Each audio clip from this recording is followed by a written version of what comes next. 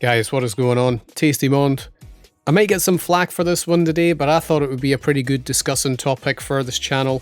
I'm actually a big fan of games at higher frame rates, 60 FPS for a lot of games, over 30, and because of the recent news of Mario and the Thousand-Year Door being confirmed as coming out as 30 FPS for its remaster versus the original release on GameCube back in the day that was actually 60 FPS, I thought it'd be a good time to bring up some of the feelings that I've got towards the subject. Now, when it comes to me, I'm actually someone that does prefer 60 FPS games. I don't think there's really any excuse why people would like 30 FPS over 60.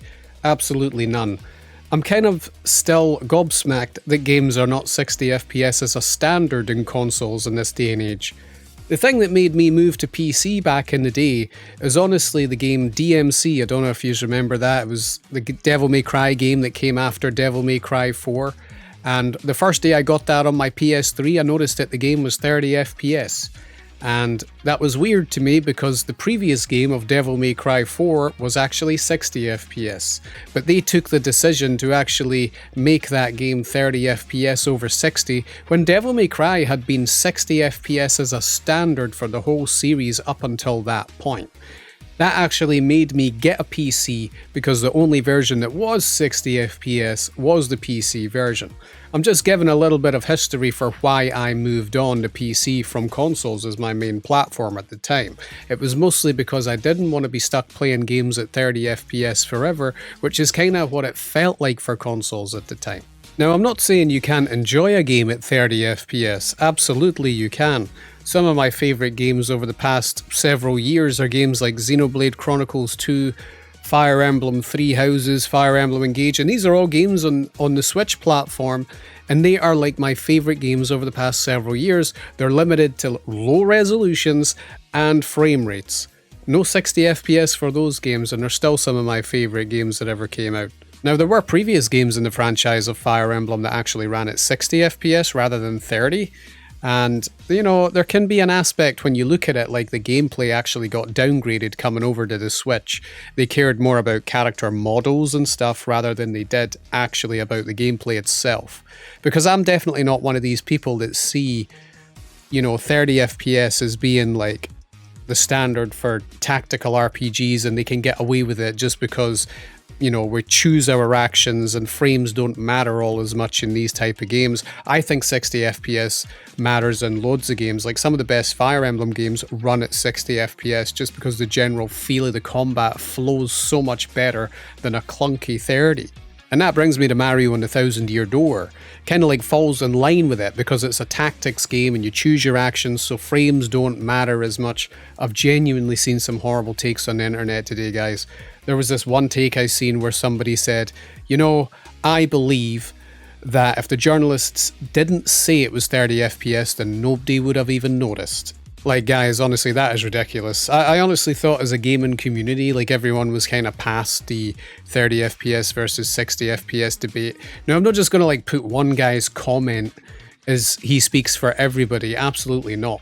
But when it comes to Mario and the Thousand-Year Door, the amount of defense I've seen for the 30 FPS today over the fact that it really doesn't need to be 60 FPS anyway is kind of ridiculous.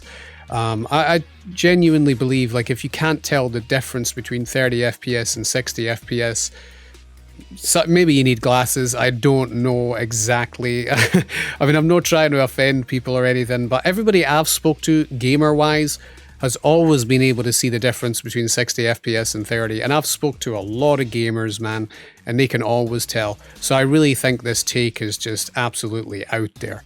To talk about the overall game though, being nerfed from 60 FPS to 30, what do I think about it?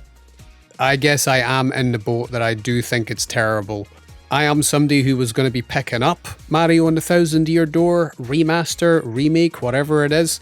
Now this is also another bit of a debate. A lot of people are not sure if it's a remake or a remaster. According to Nintendo's official website, it is labelled as a remake. Now, I don't know if you guys would classify it as a remake. As far as I'm concerned, I think the game looks far too similar to the original title to be considered a remake. It honestly looks like a fancy remaster to me personally, and there's absolutely no reason as to why it should be 30 FPS over 60. In my opinion, I think any sort of remaster or fancy remake of what is going on should be a complete enhancement over the original title. There should really be like no reason as to why the GameCube version should be played over this version.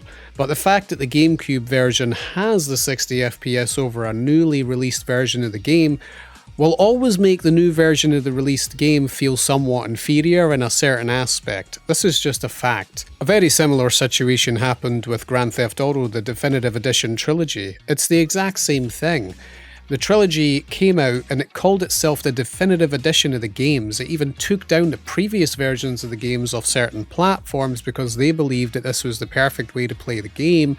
But in actuality, how can you call something a definitive version of the game if it's actually like missing stuff from the original titles?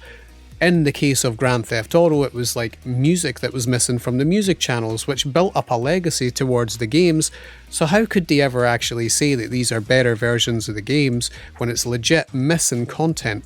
I feel the same way about Paper Mario and the Thousand-Year Door Remaster being missing 60 FPS versus 30. It's very similar. Like, how can you charge full price for this remaster remake when it's actually missing a serious feature of the original game?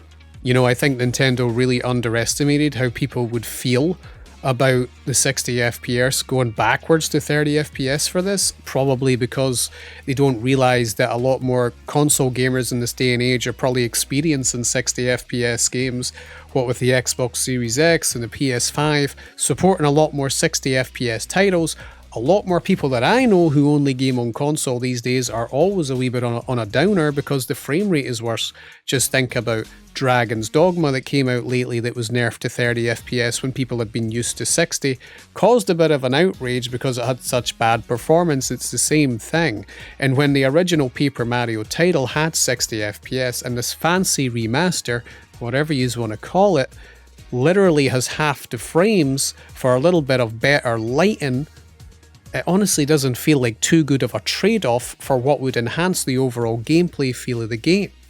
Anyway, I am pretty sure I've probably upset quite a few people with my take on the 60 FPS versus 30 FPS debacle, but I feel like I had to get my opinion out there for people to understand from my perspective. But how I feel about it, I do feel like it's an overall nerf to the game as a whole, especially when they're charging this kind of money for a remaster. I know some people think it's a remake, that's fine, but to me it looks too similar to the original title to even warrant being called a remake. I really do want to know how people feel about all this though. Get back to me, let me know what you think, because I know there's a bunch of Paper Mario fans out there that are kind of begging the Paper Mario series to go back to its former glory of what it used to be during the Thousand-Year Door period. And them remastering this game is kind of going back to that. But genuinely, guys, it's Nintendo's fault for doing something like this. It's not anybody else's fault for reacting this way towards it. It's very valid. And I think if you don't see the point where everybody is coming from, there's a bit of a problem there. Like, I don't think we should be setting 30 FPS as a standard for remasters. Absolutely no way. Remake, whatever you want to call it. Let me know what you think about it and get back to me. I'll catch you in the next one.